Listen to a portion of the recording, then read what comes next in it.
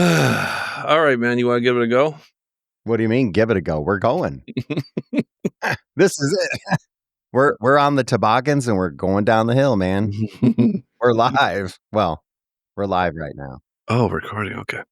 And we had a lot of requests to go back to Arctic tales. Yes. And it was funny because after that slew of messages and emails, this was the next one. I like this one. I mean, this is pretty spooky. The idea of being up in the air in a balloon in the dark above the... It is spooky. These guys are nuts, man. This is one of the last things I would have tried to do. Really? Because I feel like we say that every time. Like, I wouldn't do this. True. That's true. Are these guys eating edibles before they do these things? They better be. How do they prepare? Because I would just be like, no, there's I'm no going to go way. get lunch. This guy, Andrea, he had like a couple of weeks experience overall flying fucking balloons. And he takes the lead on this thing. I don't know, man. If he had your choice between this and like the Titan submersible, but you didn't know that it was going to implode, right? But just going down into the depths in a makeshift submarine or this balloon, I would probably choose the submarine.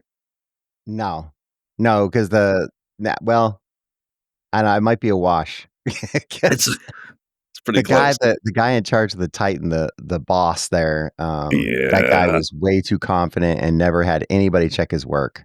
That's why it reminds me of this Andrea character as well. It sounds like he was similar, and he was lying a lot about how competent he was.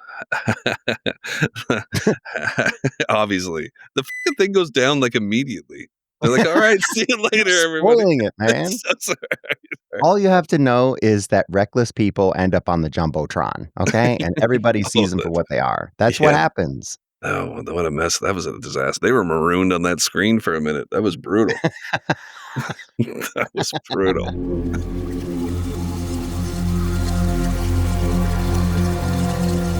It's tough to imagine today what those of yesterday not only imagined, but went ahead with when it came to exploration. Can you, for instance, imagine getting into the basket of a hydrogen balloon with a couple of like-minded explorers and attempting to fly over the North Pole?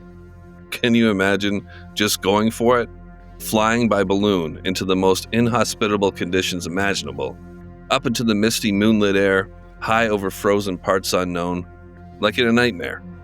Except when the balloon begins to fall, there's no escape through jolting awake.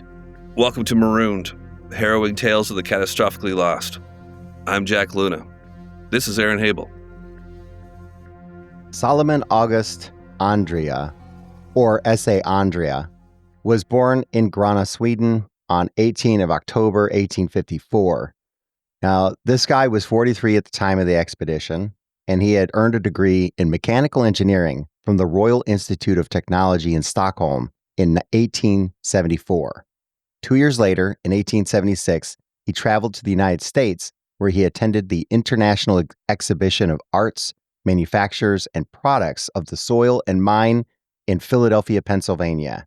Now, that's kind of shocking to me because if you had been invited to the International Exhibition of Arts, Manufactures, and Products of the Soil and Mine in Philadelphia, Pennsylvania, would you have gone, Luna?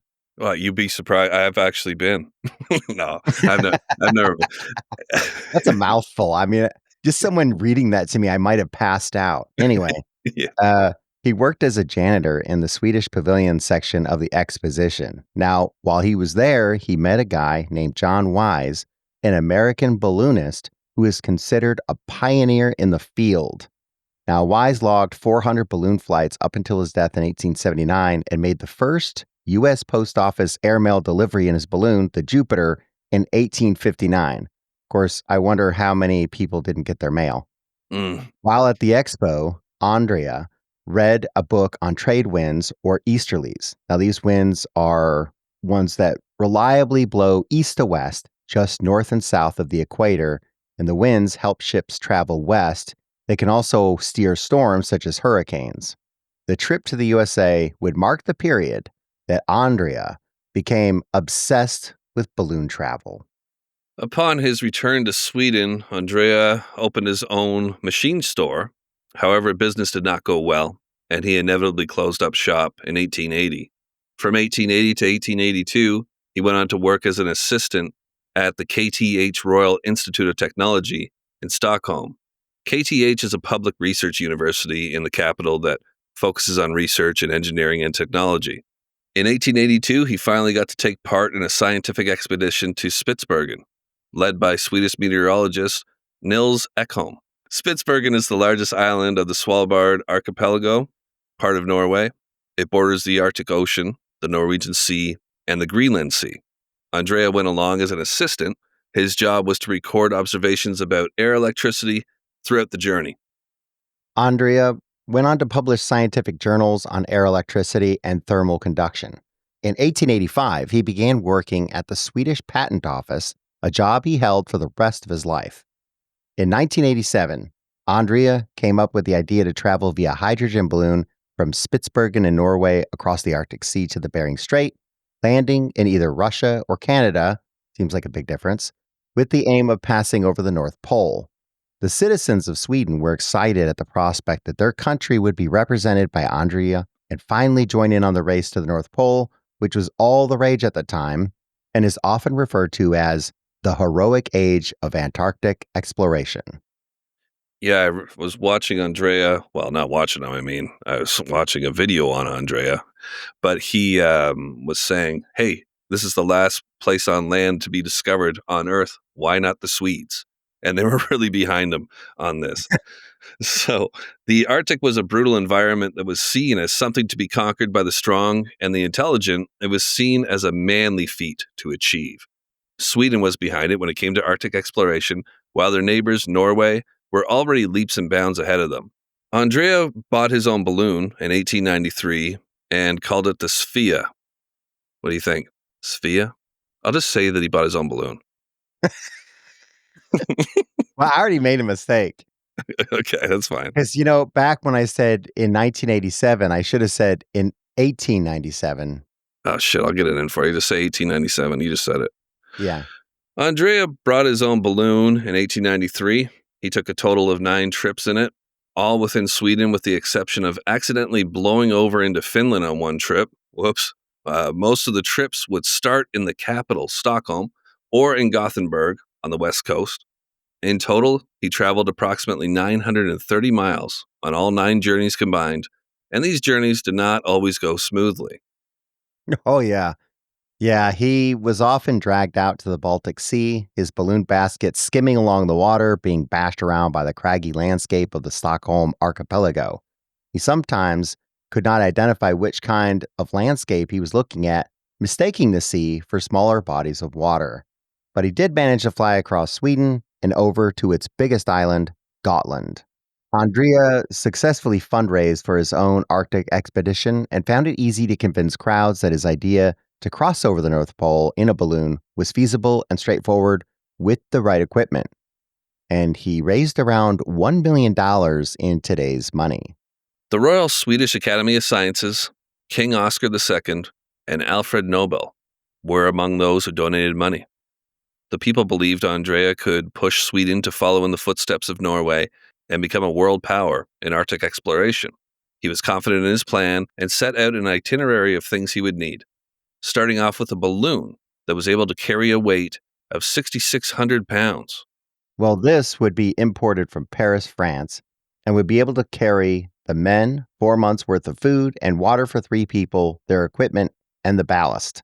The ballast refers to the material used to control the balloon's altitude, as well as rate of ascent and descent. Think sandbags, for example. Paris, it was well known as the ballooning capital of the world.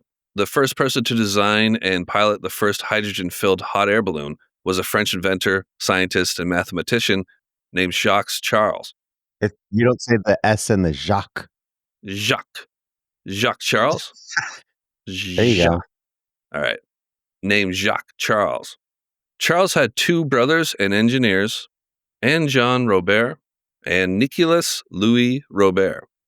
They built him a hydrogen-filled gas balloon, and the 3 are credited with launching the world's first hydrogen-filled gas balloon. This happened in August of 1783. A few years ago, Henri Lecham was chosen to manufacture Andrée, a varnished 3-layer silk balloon which measured 67 feet in diameter. The stitches were sealed with silk, and varnish to theoretically keep the gas inside for longer. Now, this polar balloon was named Örnen, which translates to the eagle. The balloon was manufactured in Paris, France, and had not been tested before it was delivered to Svalbard. I mean, that makes sense, right? You just got to build it and get it going. Furthermore, it was leaking more gas than it should have, but Andrea overlooked this fact and did not consider it a big risk factor. Of course, if that isn't, what is? That's the only thing you got to really worry about, right? Let's see. How does this thing work? Oh, it's not working like it was supposed to? It's fine. Yeah. We'll just bring a lot of bubble gum. So the basket of Andrea's balloon would be fitted out with berths for the men to sleep in, as well as storage spaces for provisions. Since it was too dangerous to cook on open flame, a pressurized burner kerosene stove was designed and supplied by Franz Wilhelm Lindquist, a Stockholm-based factory mechanic and friend of Andrea. The stove was essentially a modified premise stove that the crew would hang 26 feet below the balloon. The balloon, he said, would be able to maintain a month's worth of gas and would be filled with hydrogen gas via mobile hydrogen manufacturing units at the Arctic launch site. Franz claimed that Andrea would be able to steer it with his drag rope method. The balloon would also be fitted with a sail. Locations near the Arctic Circle or south of the Antarctic Circle experience a polar day or midnight sun, with the opposite happening in winter. Now, Andrea said he could use this to his benefit because it meant they would not have to anchor the balloon by nightfall, as the sun would be constantly up. He figured there would be less variables, such as temperature fluctuations between day and night, so the buoyancy would remain stable. Right. And Andrea, he claimed his drag rope theory would be more effective in the Arctic environment, as it is free from vegetation that would ordinarily tangle the ropes and cause friction. Andrea invented a drag rope steering technique to steer his balloon. This involved hanging low ropes over the side of the balloon basket, where the passengers sit, obviously, and allowing them to drag on the ground. Andrea theorized the dragging ropes would create a friction that would allow him to slow down in the direction of the wind and make it easier for him to steer, a technique that is no longer considered effective in the opinion of modern-day balloonists. Yeah, well, it might be the case that it was no longer the case back then either, because these drag ropes proved to be problematic in practice. They ended up getting tangled, they slipped over the sides and fell off, they got stuck on the ground, which caused the balloon to drop low to the ground and bounce off the floor. These methods were tested, but despite Andrea's beliefs, his theories have been largely written off by experienced balloonists and organizations. Although Andrea claimed his drag method allowed him to deviate 10 degrees each way from the wind direction, this has been chalked up to him being mistaken and overly enthusiastic about his ability to control the vessel despite the many variables against him. Once again, we're dealing with someone like the Titan submersible boss, where it's like, oh, I know what I'm doing. Do you, though? I mean, I guess if you believe it and you believe your own lies, then I guess it's true for you, but everyone else is just watching going, ooh, ooh. Yeah, that's one way of putting it. I was going to make the same comparison, Aaron. So I'm glad you brought that up. Yeah, just gung ho. I got this. No one else has tried this before, but I know what's up. Well, it had been tried a little bit with the Titan submersible situation, but with this, man, he's on the front lines, and he is not as competent as he's putting across to everybody.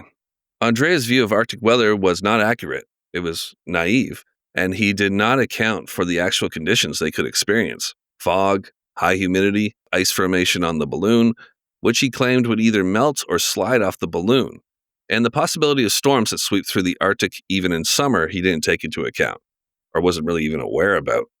Andrea's grand ambitions hit the headlines in newspapers across Europe and was even reported on in American newspapers. Journalists excitedly predicted whether or not Andrea and the Swedish team would complete their mission. The expedition was not only seen as heroic, but also of a scientific nature. Yeah, and I think when they talk about scientific nature, they're meaning that there's literally nothing at the North Pole. So when they're doing this, it's for scientific purposes. Yeah. Since Paris was involved with the manufacturing of the balloon, and France was the country in which the gas balloon was invented, and the team seemed to have all the answers when it came to questions of a scientific nature, many were convinced that Andrea really knew what he was doing, especially in Sweden, where he was essentially the most informed on ballooning at the time. I don't know what that says. Yeah. But nearby countries in Europe with a longer history of ballooning were skeptical.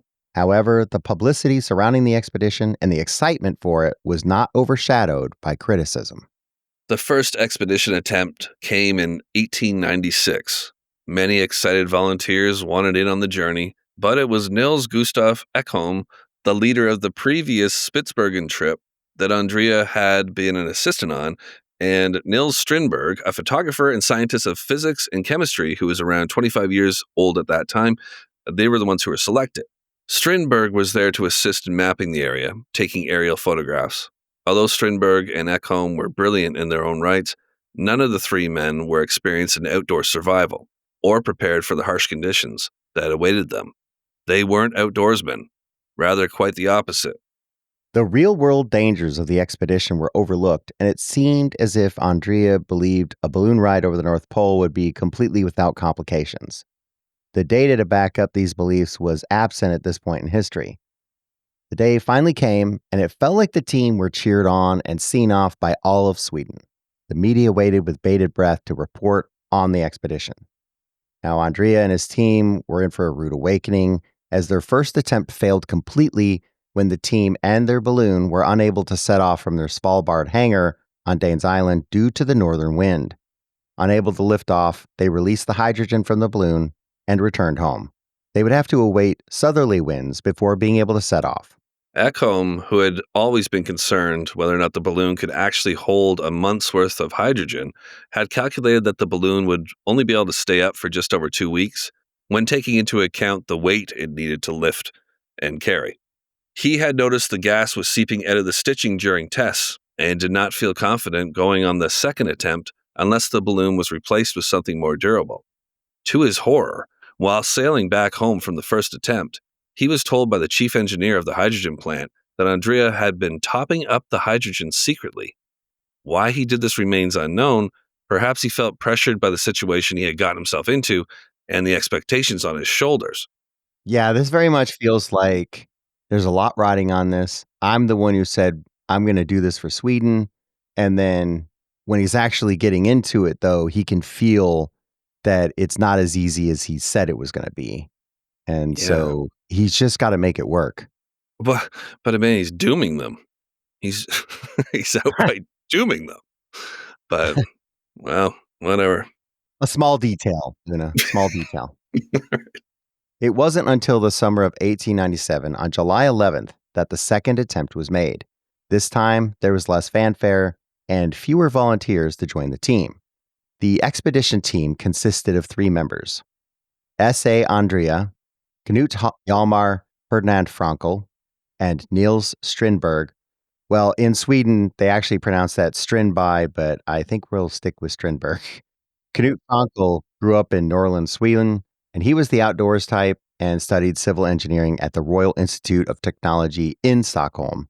He was a worker at the state's railway construction there and was 27 years old at the time of the expedition.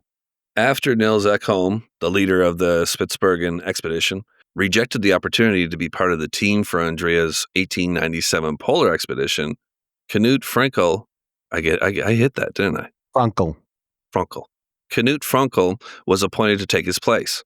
Although he lacked the theoretical and scientific knowledge of Ekholm, he filled the role sufficiently, keeping a very thorough meteorological journal. Before the ropes anchoring the Örnen to the ground were cut, Andrea sent a telegram to both King Oscar and Swedish newspaper Aftonbladet, who had press rights to the story. As a way to communicate with the crew, the newspaper had gifted Andrea with messenger pigeons from Norway, which, Aaron, I don't feel is a great gift. I know I wouldn't want to be taking care of pigeons on such a flight. I just write a note on the pigeons and say, here's your pigeons back. Please invent a walkie-talkie. But of course, they wouldn't know what I was talking about until much later. Talking. Well, look, so there's this Swedish newspaper, Aftonbladet. I'm wondering if they later wrote that the pigeons would be a good idea because, if the balloon isn't going to work, at least the pigeons could fly away. So there'd be survivors. Yeah, yeah. It comes up later, but I found it very interesting that often the way that they would get the pigeons down is shoot them out of the sky. I always had this image of them flying in and just landing on your balcony, sill. But often they would just be swooping around the castle or whatever. Well, I guess not the castle. Maybe the castle that would shoot them with bow and arrows. Yeah, I I don't know don't know. why they'd shoot him out of the sky. I don't know. It happens later. The team stood in the basket, and although hopeful, things started to fall apart relatively quickly. It ascended slowly, and although still quite low, began to float over the water. The friction from the drag ropes, which were held in place by screw holds, detached and fell. 1,170 pounds of rope dropped from the balloons, and the support crew watched from the hangar as the crew began throwing sandbags overboard. The food they packed for the journey by balloon was heavy. It included champagne and beer, just the important things, the essentials. Yeah. The sudden drop in weight caused the balloon to rise rapidly to 2,300 feet in the air. As a result, hydrogen gas was pushed out of the stitching due to low air pressure, and the balloon could do nothing but be dragged up and away with the wind. The crew had no control over it. Yeah, kind of a rough start. So, despite this rocky start, a buoy message was dropped just a few hours later to wash up on the shore, and that is not the way I pronounced it. They didn't throw a buoy overboard with the They message. threw a boy? Did they shoot him too? I Just wouldn't be throwing surprised. pigeons out and shooting them. Poor boy. With Andrea's, I don't know, I wouldn't be surprised, man. So they tossed a buoy overboard, and it had a message on it. An ever enthusiastic Andrea had written, "Our journey goes well so far. We sailed at an altitude of about 250 meters, that's 820 feet. At first, north 10 degrees east, but later north 45 degrees east. Weather delightful, spirits high." The pigeons were used as well to send messages. Of the 4 pigeons, only one was ever recovered after being shot by a Norwegian steamer. And now I got to go back. See, I've got my information from this. Maybe they didn't always shoot these pigeons out of the sky, Aaron. I think that just the people on the steamer did it. I'm not sure. If you had to guess, maybe they had to shoot the pigeons so that the message would land where they wanted it to land instead of continuing to move around. Yeah, exactly. Yeah. So this pigeon, it was carrying a message dated July 13th and read, "The Andrea Polar Expedition to the Aftonbladet Stockholm," which was the newspaper I was avoiding saying because I couldn't say it right, but Aaron helped me out there. So this message is to this newspaper who gave him the pigeons, and it's dated 13th of July, 12:30 p.m. We are 82 degrees north latitude, 15 degrees, 5 minutes east longitude. Good journey eastwards, 10 degrees south. All goes well on board. This is the third message sent by pigeon, Andrea. So these messages, they failed to mention the team's disastrous takeoff issues and contradict what would later be found in Andrea's journals. He's just trying to keep it positive, Aaron. Yeah, I mean, after all, the paper's gonna get this message, and the Yeah, message has to be a positive one. Now, from absolutely. his personal writings, we now know that in reality, the balloon was much higher than they wanted it to be, was out of equilibrium to the initial loss of weight from the ropes and tossed sand, and the hydrogen gas was hemorrhaging through the stitches. And it doesn't help that they were out of beer. The Yeah. balloon material the balloon material was soaked by rain, and more weight was being thrown from the basket just to keep the balloon in the air. The journals state that for approximately 10 and a half hours, the balloon was in a state of free flight, followed by another rocky 41 hours wherein the basket hit the ground multiple times. These men were awake for over 51 hours before finally crashing without impact of injury on July 14th. The crash was so soft that nothing was damaged when the balloon hit ground, including Strindberg's cameras, which he proceeded to take 200 photographs on over the course of the next 3 months. So the crew, after this harrowing adventure, they get their equipment to help them in a survival situation. This includes snowshoes, firearms, skis, and the frame of a tent that could be covered with material from the air balloon in a desperate situation. So this tent was not meant for the environment, nor were the sleds overly useful with the jagged, rough terrain. All 3 men dragged a sled of their own, each sled weighing 440 pounds.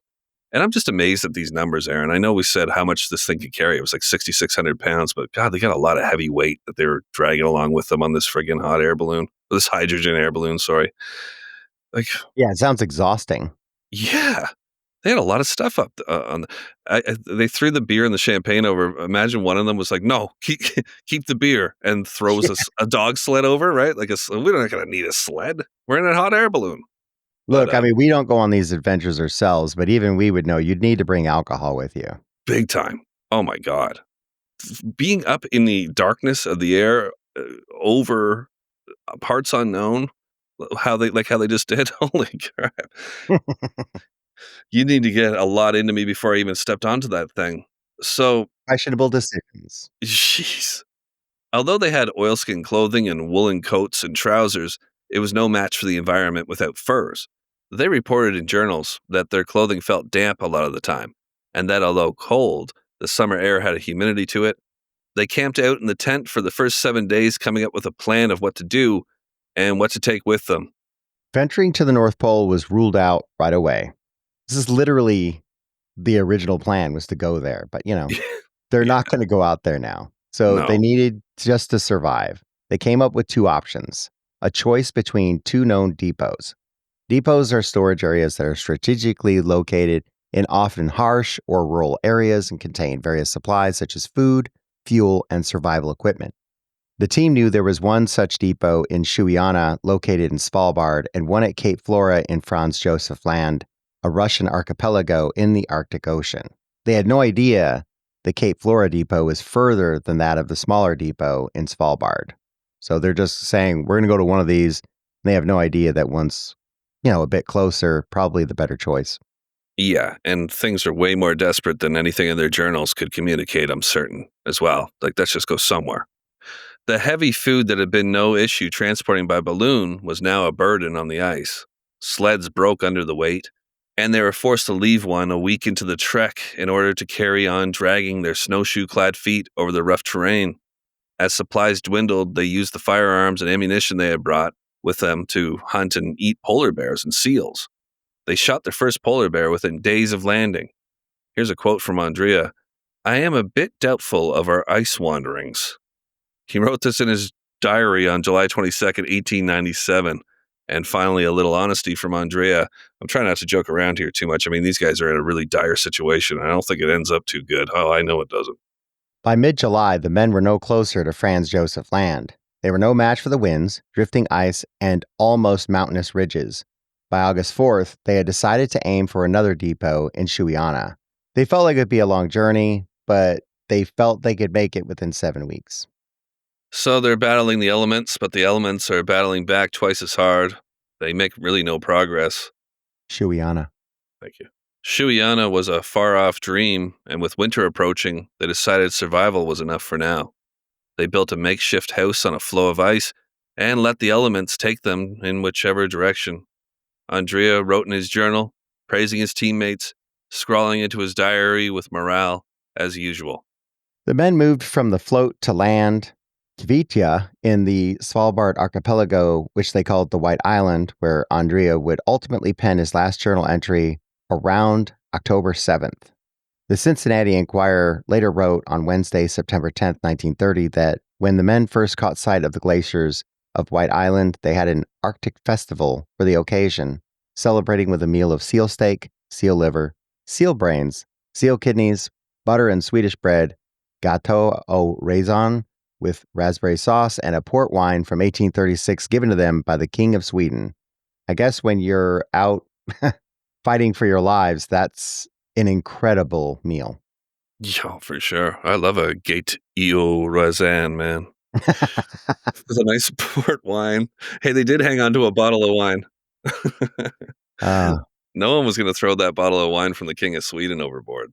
So they had that.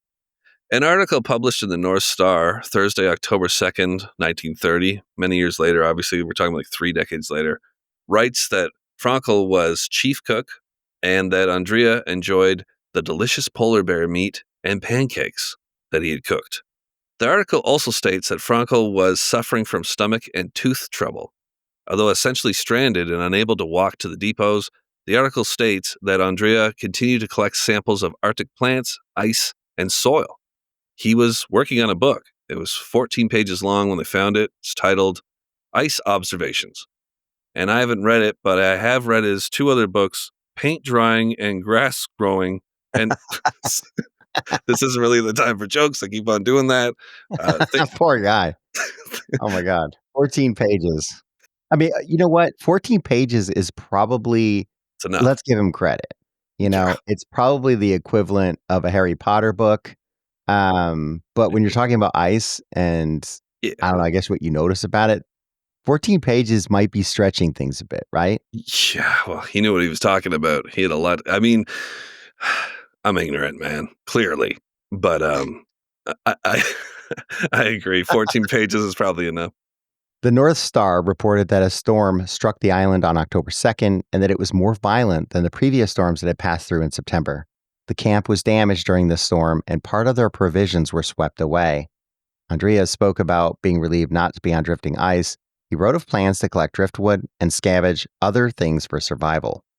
Throughout their struggle, they had often written about having diarrhea, being tired and exhausted, having sore feet, and being wet and cold. The entries had also become less frequent as the men succumbed to exhaustion. But I have a feeling that this was probably more pages than his ice observations book. Oh, about the diarrhea?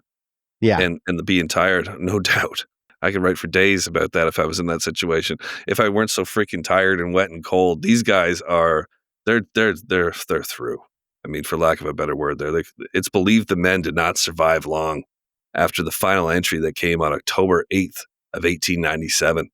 The crew were never heard from again. However, 33 years later, their bodies were found by coincidence by a Norwegian team.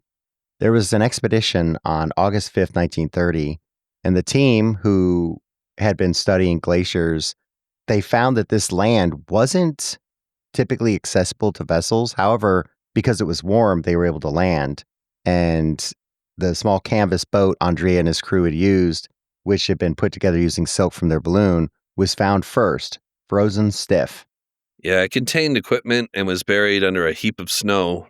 The Norwegian team began searching for the men and soon discovered their skeletal remains. The first they found was Andrée and Strindberg. They were aware of the mystery of the Swedish expedition, the Örnen, that never returned, and they noticed the monograms on the victims' clothes matched the names of that Swedish crew. Later, a sailboat of reporters landed on the island, this in early September of 1930, and discovered Frankel's body, as well as various possessions belonging to the team. Strindberg's film rolls were recovered and would go on to provide a fascinating visual diary of the men's attempt to survive. His maps and logbook were also recovered. By the position of their important items, it seemed the men did not have enough energy to move their possessions into their shelter. Strindberg was the first to die. Swedish author and medical doctor Bea Usma, who is also a writer and researcher, wrote that she believes Strindberg was killed in a polar bear attack. I mean, how much worse can it get? You can freeze to death, or you can be killed by a polar bear. The options are pretty bleak. The men's clothing, which was preserved, showed rips that Uzma believed was the result of a polar bear attack. She theorizes that Franco was also gravely injured and killed in the attack. Without his team, Uzma says, Andrée may have committed suicide via overdose. Those are her words, not mine, because, Luna, as you know, we do true crime stories on our other podcasts, and you can't say committed suicide. You say he took his own life. Took his own life. Yeah, he unalived it's not himself. Really a crime. I mean, you can't arrest someone who took their own life and say, you're in trouble now, buddy. True. Yeah. Well, they know this because, his diary, it was found in clothing and balloon cloth, and his skeletal remains were found in an upright position, his back to a large rock. So he'd been sitting there thinking about this whole mess, and empty morphine bottles were scattered at the scene. So the whole crew's causes of death are not officially known. However, the most accepted theory is that they may have died as a result of parasites found in undercooked polar bear meat. Maybe the polar bears got to them afterwards and weren't so much attacked, but we'll never really know. Others argue the symptoms the men were suffering, like diarrhea and exhaustion, were simply from the ordeal the men were facing. Some speculated that the lemon juice they brought was not sufficient, or that they could have died of hypothermia or suicide, as they had both opium and morphine in their medical supplies. We're just never going to know, but I guess if I had to choose, it would be the morphine. That would be the way to go, but you can't Yeah. discount the chances of polar bears attacking them. Oh, man. I choose the morphine over anything, even in today's, in my life. I mean, that's dark, I know, but there's a lot of horrible ways to go and overdose on morphine. I You're shouldn't be steering talking. your balloon into some dark territory there. I Yeah. know I am. I really am. Okay, I'm Are you gonna. using drag ropes to get there? No, I got no ropes. I threw them all overboard. I got a lot of beer though. Yeah, you didn't throw that overboard. No, no, I'm sober this morning. So, anyways, a lot of this is up in the air, which is probably a poor choice of words by me, as per usual, but that's kind of my specialty. Speaking of specialties, Aaron, I've warmed us up some polar bear meat by stuffing it under my armpits. Eat as much as you like. I got to go get some sleep. I think I'd rather eat mine cold at this point. Like sushi. It's probably a better idea. I tried. I tried to warm them up for you. Yeah.